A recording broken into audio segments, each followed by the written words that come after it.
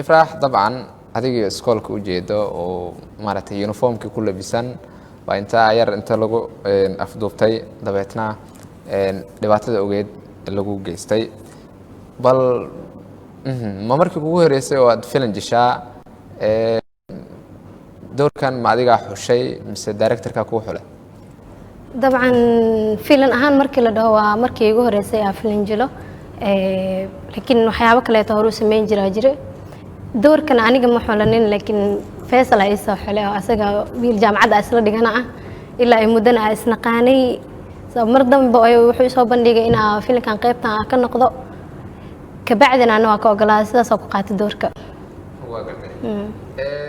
ma jirtay inta lagu guda jiray sameynta filimka caqabadooyin aad la kulantay shakhsiyan dabcan caqabadooyin badan waa la kulmay haday ahaato dhan asxaab haday ahaato dhan fahmi kartaa markii loo filim qayb kufsi ajilaya gabadhaada hadana waxaa lagu dhahaa kufsi maxaa dhac sharaftaada waxaa naxismiya dabcan waxay markaa sameynaysid ma aha inaa wixii aad run u sameynaysid kaliya baraarujin inaad dadka baraarujisaa u soo bandhigoosaa wixii dhab ahaan kuugu dhacoon sama aha laakiin xoogaa waqti u baahan tahay in laga dhaadhiciyo waa jisheen filimkii dabcan aad ka qayb qaadatay qaybtaadii aad ku lahayd kufsiga marka uu filimkii baahay falcelintee la eg ayaa ku soo gaartay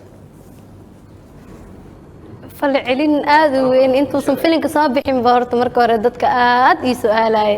goorma soo baxaa filimka been muu ahaa maxaa dhacay ina Soomaali waa taqaana dulqaad ma laha wixii waxay u leeyaan wax si sahal inta lagu sameeyo hadana si sahal lagu soo bixinaayo maalin buu qayb la duubayaa hal maalin la beenayo ma marka laakiin dadku waxay tusayeen inay taageerayaan oo filimkayga aad u sugayaan marka saas falcelintaas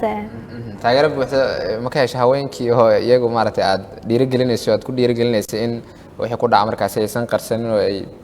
maxkamadaha iyo goobaha maaragtay ay raadsadaan dabcan waa ka helay markii la baraarujinta haddana hablaha inta badan ma afkooda ma u hadli karaan ayo dhibaatada ay soo gaarta marka qof hadii ay helaan u hadlo way taageerayaan wili rag badan ay taageero dumar bis ma ahan maxaa la waa gartay masraay markii aad aragtay in dhibaato ay kugu dhacday intii aad filimka jilaysay haddana aabbe iyo dadkii qaraawada maaragtay markaasi ay soo qaateen dhaqankii Soomaalida ay ku xeeriyeen xaaladaadii adigu waliba